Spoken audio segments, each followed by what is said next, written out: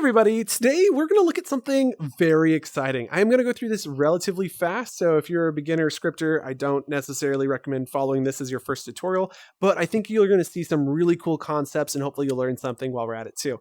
So the first thing we're going to do is tell you what it is, and what we're building is a remote control RGB light. So we're going to start this off by grabbing a couple cool little bits and pieces here. So this is going to represent the up light. We're also going to need to go to our gizmos tab, pull out a script. We're also going to need to pull out a dynamic light. There it is. The dynamic light, fantastic. And we need a wall for this to shine on. So we've got a little wall back here for the dynamic light to shine on.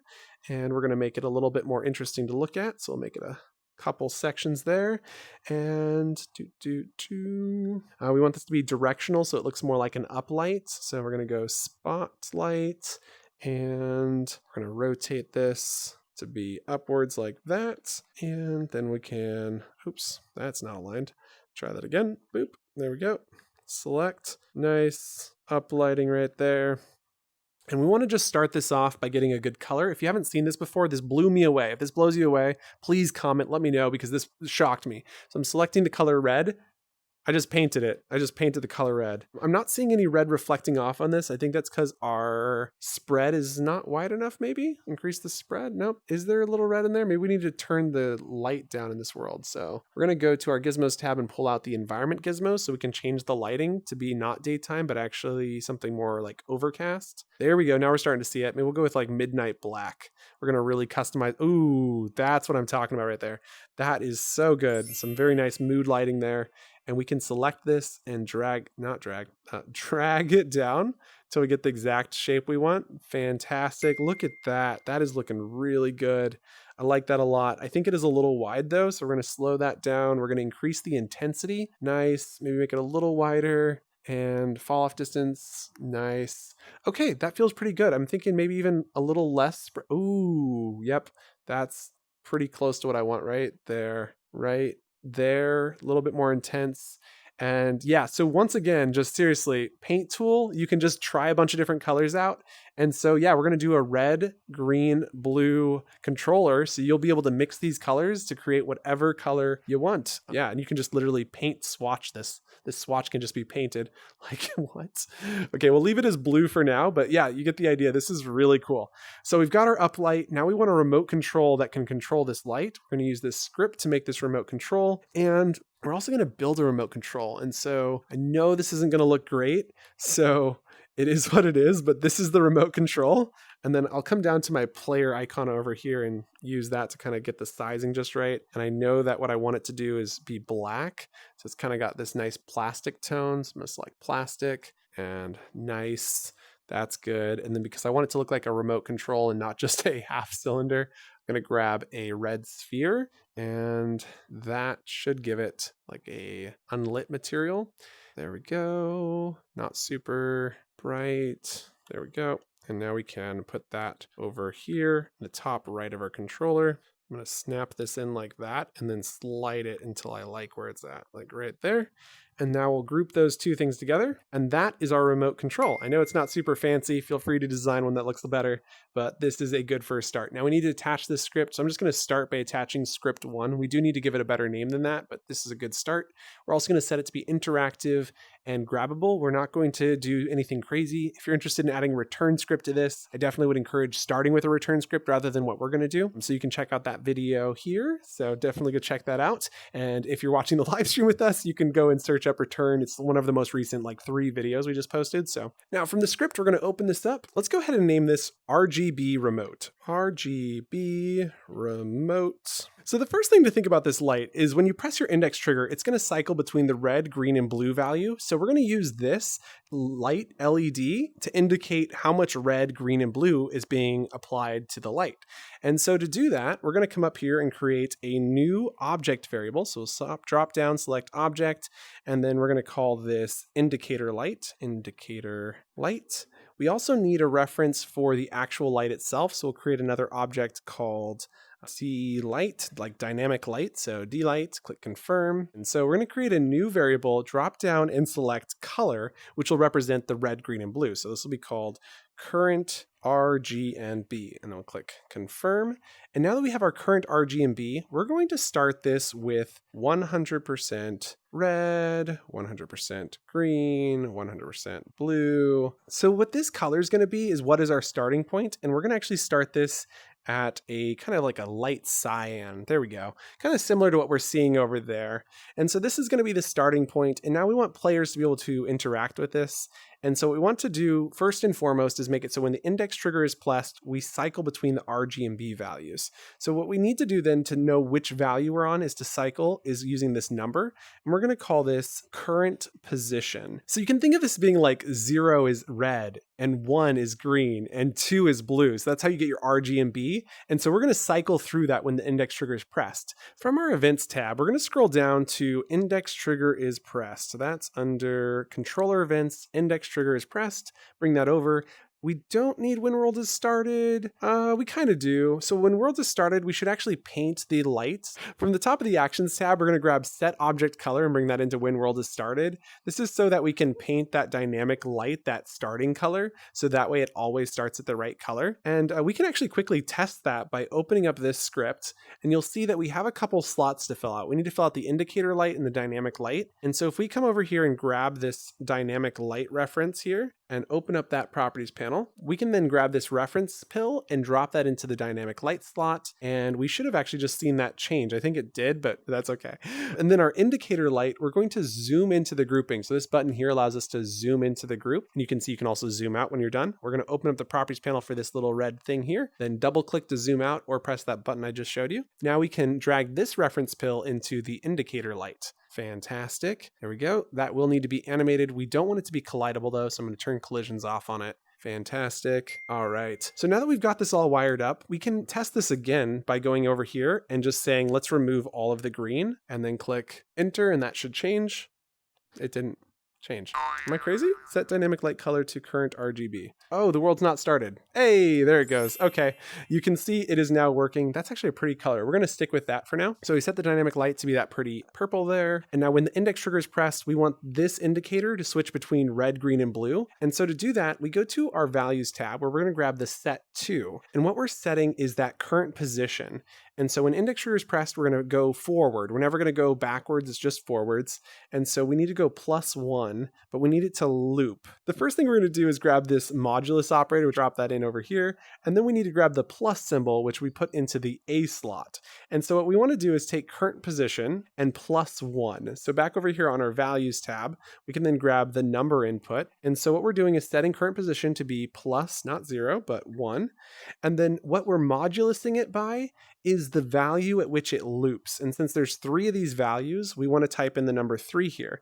And so what's going to happen is it's going to go 0, then it'll be 1, and then it'll be 2. And when it equals 3, it sets it back to 0, meaning it'll always be a 0, 1, or a 2. What we're going to do is on the top of our events tab, there is an if code block. So we're going to grab this if code block, drop it here. We're also going to need another else if and an else, and make sure these are indented properly like that. So if, else. And so the first question we're asking is if it equals 0. So if the current position equals not 1, but 0. And then the second question is if it equals 1. And then we know if it's not 0 or 1, it else is 2. So now that we've defined these 3 kind of like times, so if it's red, if it's green, if it's blue, we can now paint the indicator light. So kind of similar to up here where we set the dynamic light color to be this, we're going to actually duplicate this down, delete this, and so now it's completely empty. And we're going to fill out the left side with our indicator light, placing that over here into the object slot. And now we can duplicate this 2 times by thumbsticking to the right towards the duplicate. So you can see that right here, and then we'll go ahead and delete that. Okay, so now that we have these 3, we can do one or two things. There are 2 options here. So option number 1 is we go to our values tab, grab the color input, and we just say set it to be red, right? So you could just set it to be red, and then you could duplicate this down and set it to be green. So you set this to 0, set this to green, and you could set this to be blue. And this does technically work, and it does show you which value you're at, and that's cool. While this technically works, I don't think it's the best way because it doesn't show how vibrant that color is. And so to do that, we're going to delete this. We're going to delete this, And we're going to delete this. And instead, we're going to go to our operators tab, scroll down to color, where you'll see new color from RGB. We'll drop this here. Now for red, we're going to get component of color. So we go ahead and drop this in here, and we're going to get the red component of the current RGB value.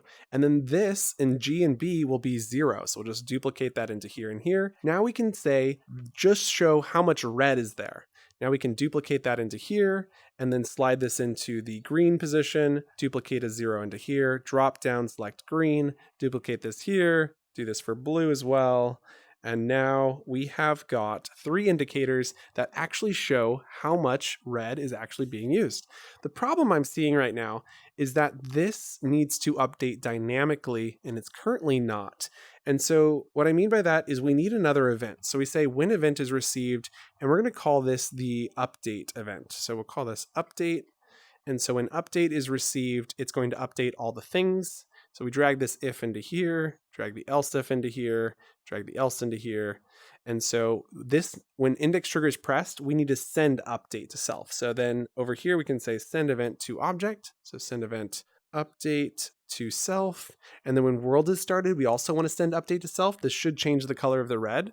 So you can see it just got a little darker there. And then set dynamic light color is also going to happen in this update. So all of this will be happening during the update, which we can just happen. And anytime we need this to update, we'll update. Very cool. All right, so with this setup, the next thing we need to do is say when the upper button or the bottom button is pressed, we need to change the value.